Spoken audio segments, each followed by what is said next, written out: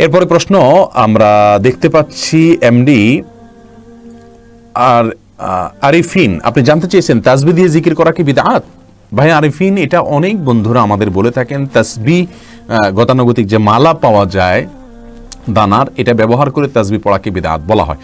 কিন্তু আমরা বিনয়ের সঙ্গে এর সঙ্গে দ্বিমত পোষণ করছি, এটাকে আমরা বিদআত বলবো না।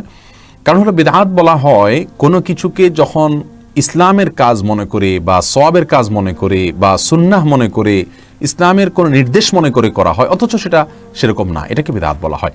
যেটাকে ফার্সি ভাষায় মুফতি ফয়জুল্লাহ রহিমাহুল্লাহ নামে একজন বড় মনীষী ছিলেন চট্টগ্রামে, বিদআতের বিরুদ্ধে বড় সোচ্চার একজন মনীষী ছিলেন।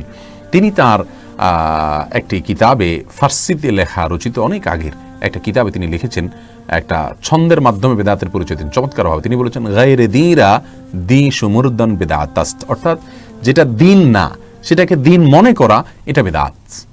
এখন আসুন, তাসবিহ গণনা করা, এটাকে আলাদা কেউ দিন মনে করে? আমাদের দেশে যারা তাসবিহ ব্যবহার করেন, তাসবিহ দানাতে মানে মালাতে তাসবিহ আপনার পড়ে থাকেন গনে গনে, এই মালা গুনলে সওয়াব হবে বেশি, এরকম কেউ মনে করে?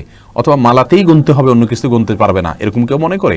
বা মালাতে গুনলে বিশেষ কোনো ফজিলত আছে, এরকম কেউ মনে করে? এরকম কেউ আমার দৃষ্টিতে, আমার জানা মতে কেউ মনে করে না। তাহলে এটাকে সে দিন বানাই নাই, তাহলে আপনি এটাকে কীভাবে দাঁত বলছেন?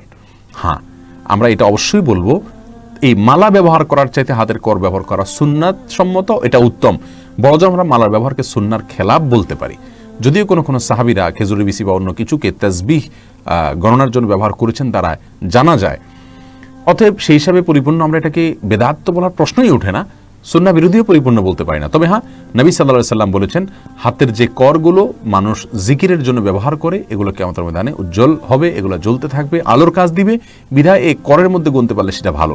কেউ যদি এখানে স্মরণ রাখতে না পারেন, তাসবিহের মালা ব্যবহার করেন, সেক্ষেত্রে এটাকে আমরা বেদাত বলবো না, অনুত্তম বলবো, বড়জোর।